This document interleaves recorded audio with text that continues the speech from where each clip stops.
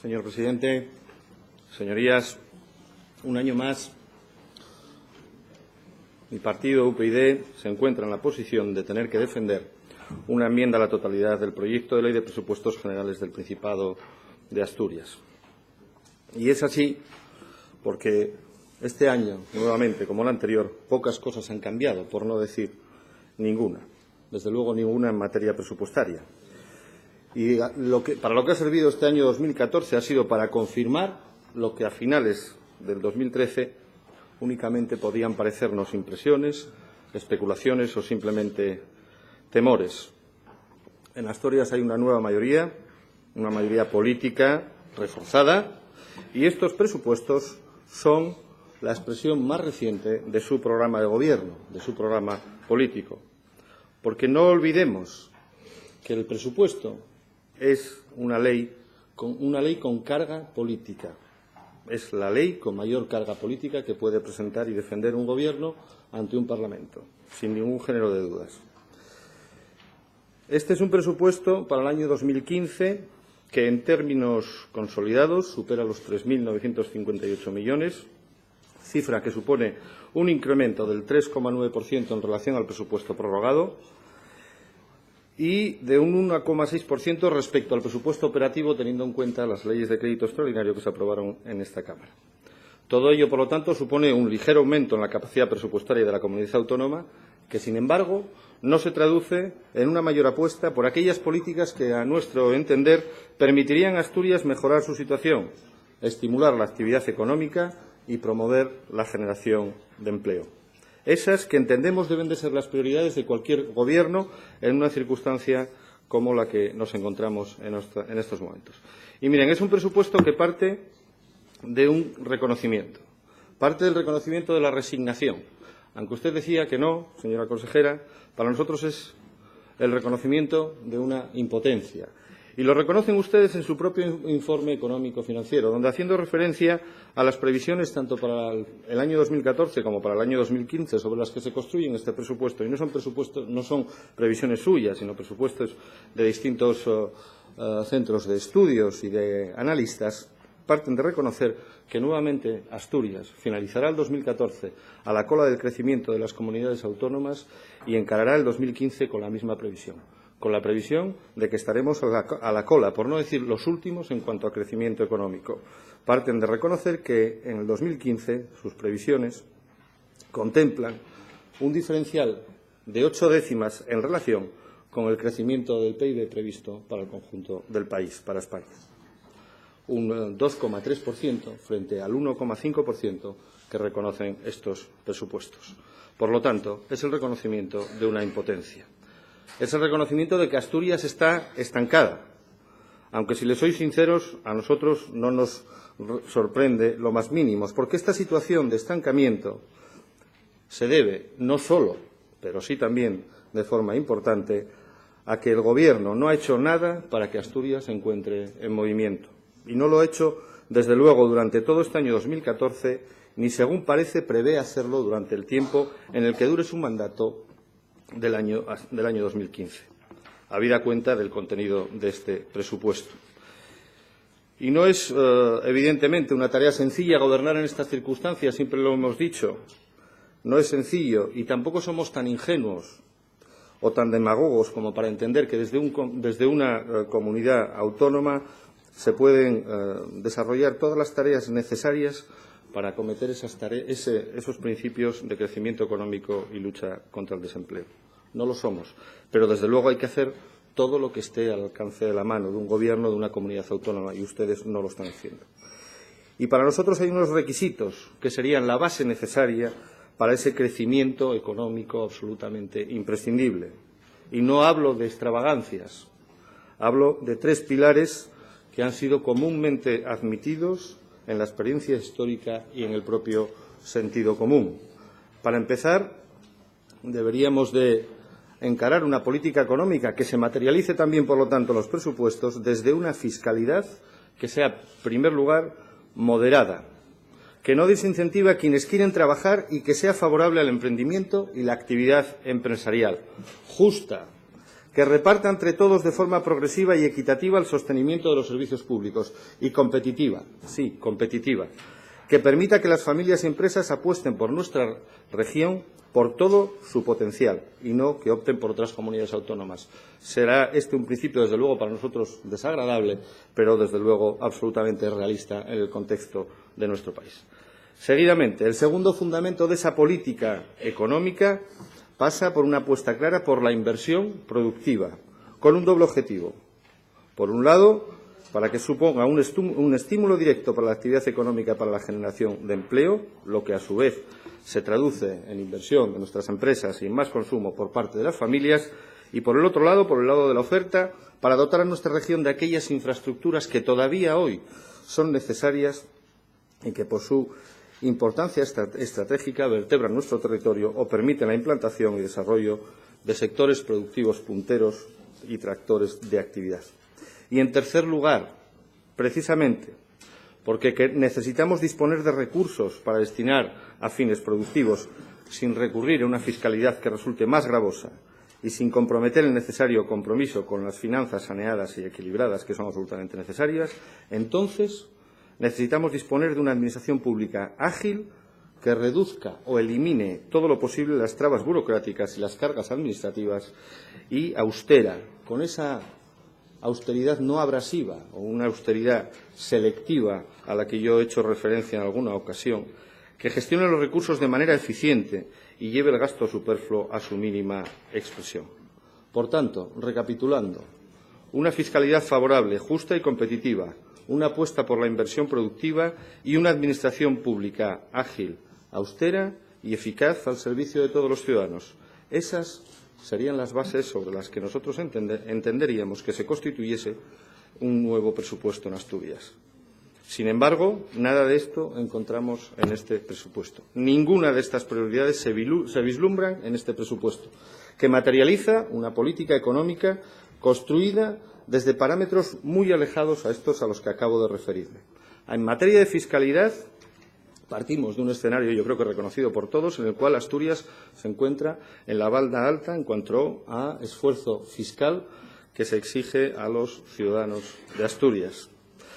La principal medida de la que usted ha hecho referencia aquí en la defensa del presupuesto y que también ha sido puesta como elemento fundamental de decisión por la portavoz del Partido Popular en reiteradas ocasiones y que ustedes han venido vendiendo, es la rebaja de 2 puntos en el primer tramo del IRPF, lo que permitiría, en palabras de la señora Fernández, no del señor Fernández, señora Fernández, que los asturianos dispusiesen de más dinero en sus bolsillos, ya que en el próximo 2015, y esto, permítanme que les diga, no es del todo cierto.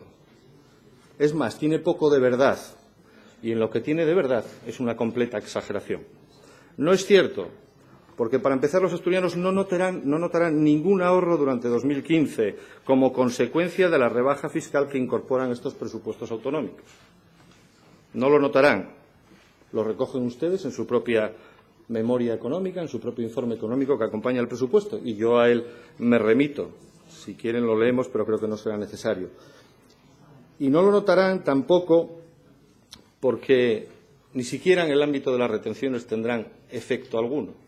Ustedes saben que las retenciones se calculan en función de los tramos y tipos estatales del impuesto sobre la renta de las personas físicas. Por lo tanto, no se notará hasta que efectúen su autoliquidación del impuesto en el año 2016. Y, por lo tanto, a lo largo del 2015, los asturianos no van a tener ningún dinero más en el bolsillo como consecuencia de estas reformas fiscales que ustedes pactan en este presupuesto. Eso no es cierto. Y cuando se produzca esta rebaja, estaremos hablando de que los ciudadanos, y estoy hablando del año 2016, los efectos que van a notar, por eso me refería a que es una auténtica exageración, van a ser más bien moderados, según sus propios cálculos y manifestaciones públicas, del orden de poco más de 20 euros al mes para las familias asturianas, en términos medios. Así que vamos a pagar o vamos a dejar de ingresar del orden de algo más de 30 millones para que las familias asturianas tengan 20 euros al mes a partir de julio del 2016.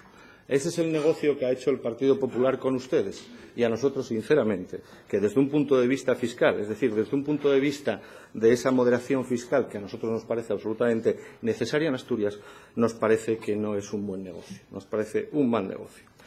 El siguiente argumento que han hecho referencia por esta vía, digamos, de la moderación o de la rebaja fiscal, hace referencia al denominado cheque guardería. Lo llamo así porque quien lo ha introducido en el presupuesto es como lo denomina. Un cheque que consiste en una deducción de un máximo de 330 euros en gastos por escolarización en centros infantiles de 0 a 3 años públicos o privados y que, más que incluso lo que hace referencia a rebajas fiscales, es una propuesta absolutamente cosmética y propagandística. Seguramente un argumento que usted le ha ofrecido para las alocuciones radiofónicas de la señora Fernández, pero que tiene ese efecto puramente propagandístico. ¿O alguien se cree de verdad que esta medida puede tener algún tipo de repercusión para las familias que tienen hijos entre 0 a 3 años? ¿De qué vale que permitan deducir 330 euros mensuales a lo sumo, cuando el coste de una plaza de guardería es precisamente de aproximadamente esos 300 euros mensuales? Y por no mencionar que a esta deducción solo podrán acogerse aquellos contribuyentes con una renta inferior a unos 25.000 euros, que son precisamente quienes en la actualidad, por lo general, ya suelen disfrutar de gratuidad cuando tienen la suerte de acceder a una de las escasas plazas de guardería pública.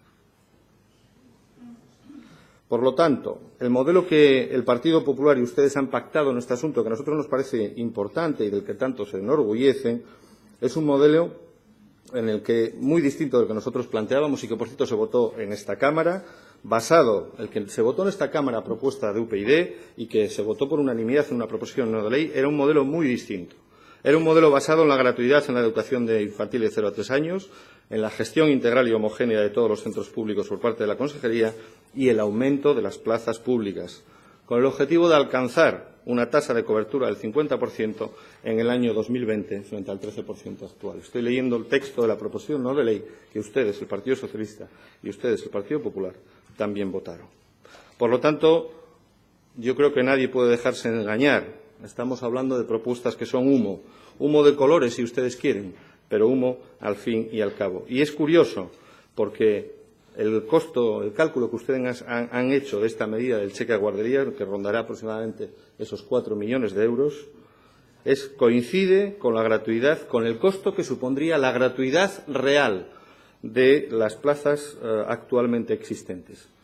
Si a partir del 1 de enero los ciudadanos asturianos que tienen hijos en edad de 0 a 3 años optasen por llevar sus hijos a una guardería pública y hubiésemos acordado el modelo que nosotros le propusimos, el costo para el Gobierno sería de esos 4 millones de euros. La única diferencia es que el costo sería en el año 2015 y no sería un costo diferido a partir de julio del 2016. Es decir, es la diferencia entre la política real y la propaganda.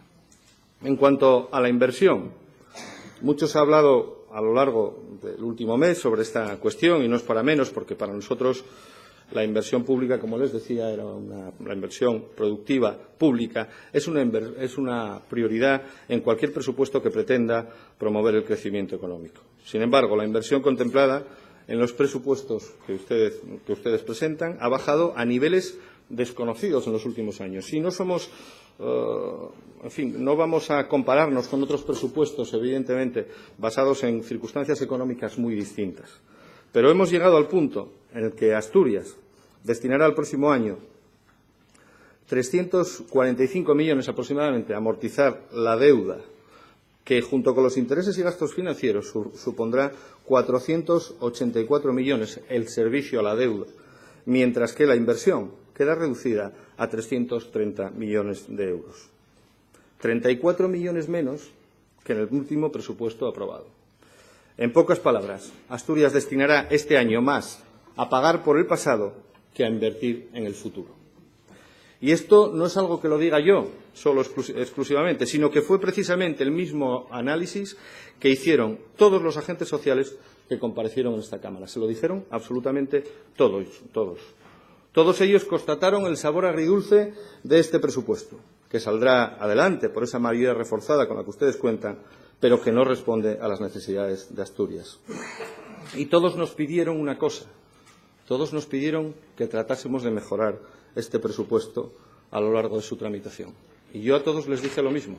Lo intentaremos, pero será muy difícil. Evidentemente, será muy difícil porque para eso habría que ser valientes y ser capaces de tomar decisiones importantes, y no de recurrir a lo de siempre. Mantener inalterado todo lo existente y acometer el ajuste, como siempre, sobre lo que parece más sencillo recortar y que tristemente siempre es sobre el futuro, que por definición es precisamente aquello sobre lo que todavía no existen intereses creados.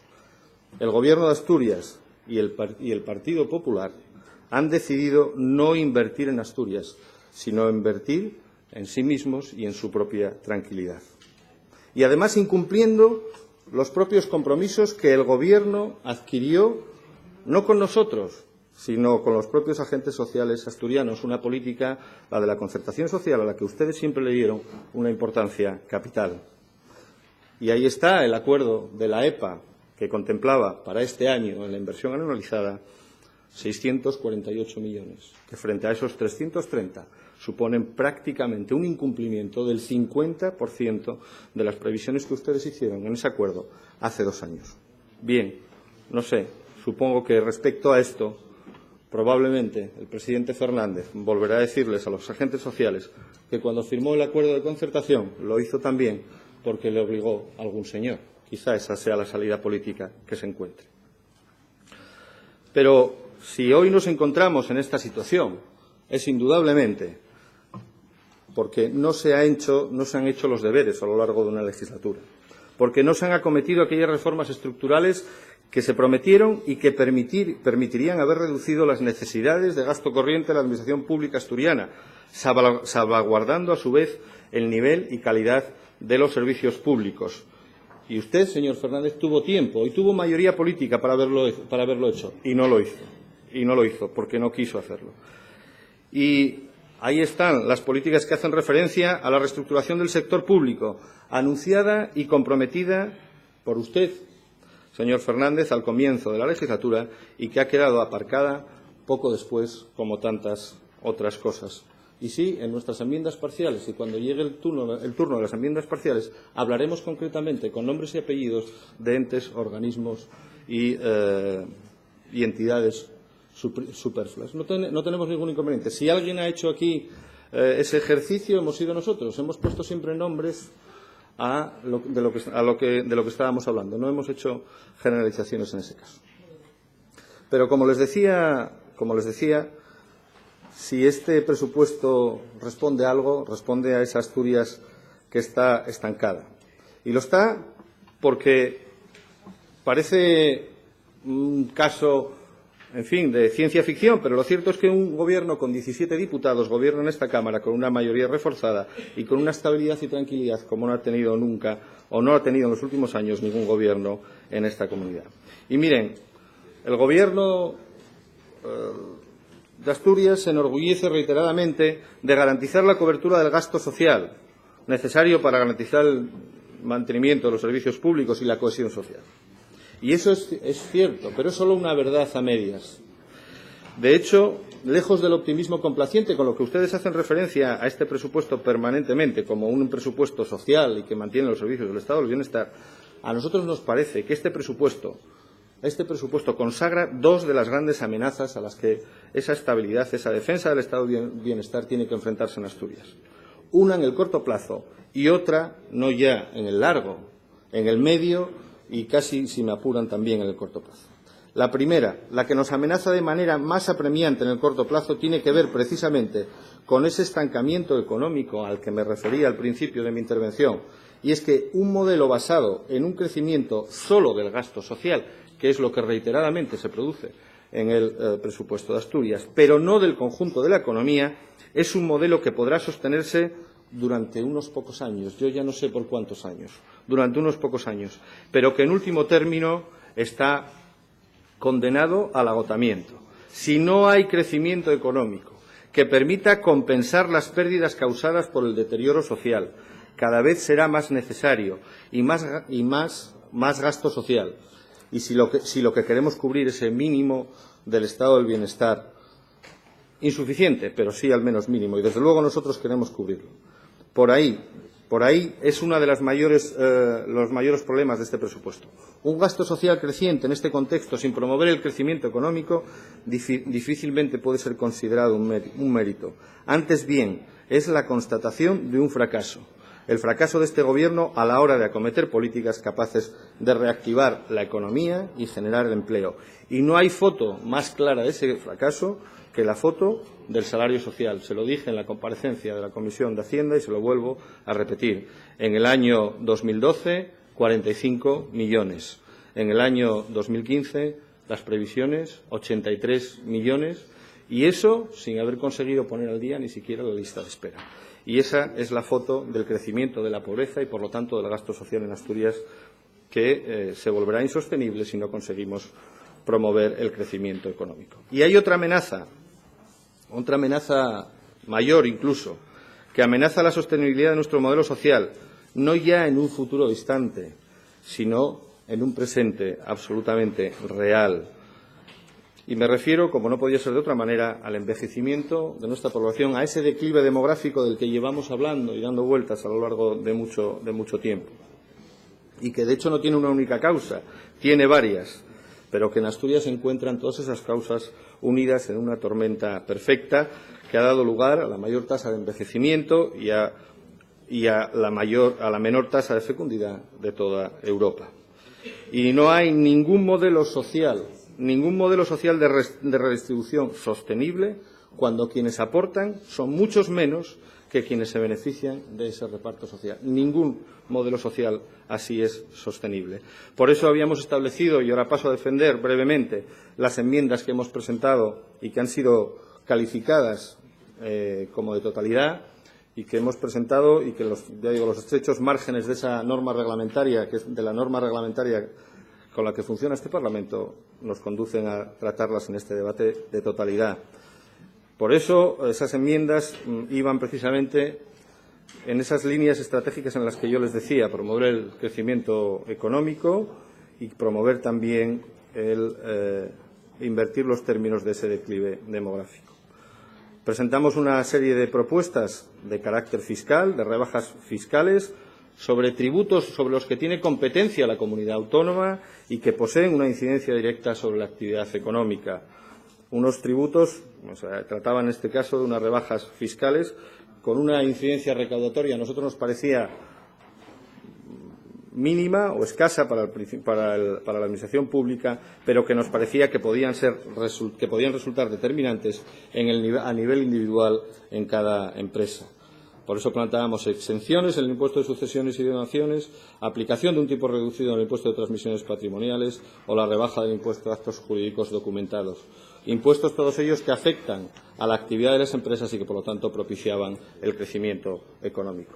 También planteábamos una deducción de hasta 6.000 euros para todas las familias con hijos menores de 3 años, pero esa propuesta, afortunadamente, ha pasado el corte y tendremos ocasión de debatirla en el ámbito de las enmiendas parciales. Y espero que encuentre con apoyo en esta Cámara. Igualmente, relacionada con el apoyo a las familias asturianas, nosotros planteábamos otras enmiendas relativas a la educación infantil de 0 a 3, precisamente en ese caso para cumplir una resolución de esta Cámara y para aumentar el número de plazas disponibles al servicio de las familias jóvenes asturianas el próximo año. 1 millón de euros para habilitar 1.000 plazas a lo largo del 2015. Y también planteábamos una enmienda que afectaba a una institución que consideramos fundamental en el desarrollo presente y futuro de Asturias, como es la Universidad de Oviedo, y que nuevamente vuelve a quedar relegada en este presupuesto. Dígase lo que se diga y hágase la propaganda que se haga, porque lo cierto es que, a pesar de como se ha anunciado a bombo y platillo, para el 2014, y derivado de estos presupuestos, no se contemplan más ingresos para la universidad, ni siquiera para dar un trato equitativo e igualitario a los funcionarios de esa institución, que quedarán relegados en relación al conjunto de los funcionarios del Principado de Asturias al no poder recuperar la parte proporcional de la paga extra de Navidad que fue detraída al conjunto de los empleados públicos en el año 2012. En definitiva, señorías, finalizo ya, hay diferencias sustanciales entre el modelo político que defiende este presupuesto y el que nosotros planteamos, y por eso no lo podemos apoyar. Porque un modelo presupuestario, como vuelvo a decir otra vez, es el reflejo de un modelo presupuestario, el que defiende este Gobierno con el apoyo del Partido Popular.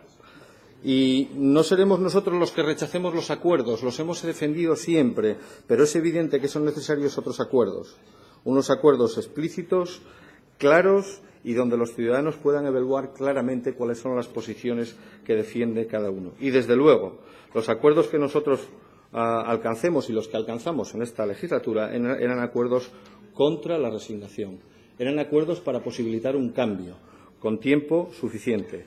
Los acuerdos que hoy dan fortaleza a este presupuesto son acuerdos precisamente para todo lo contrario, para que nada cambie. Y precisamente por eso nosotros no podemos apoyar este presupuesto y pedimos, en consonancia con eso, que se vote favorablemente las enmiendas a la totalidad que presentamos ante esta Cámara.